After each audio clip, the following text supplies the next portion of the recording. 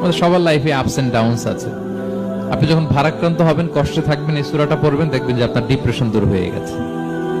তো আল্লাহর হাবিব সাল্লাল্লাহু আলাইহি ওয়াসাল্লাম যখন এরকম ভারাক্রান্ত ছিলেন, চিন্তিত ছিলেন, তখন আল্লাহর হাবিব সাল্লাল্লাহু আলাইহি ওয়াসাল্লামকে চিন্তামুক্ত করবার জন্য আল্লাহ তাআলা এই চমৎকার সূরাটি নাযিল করেছেন।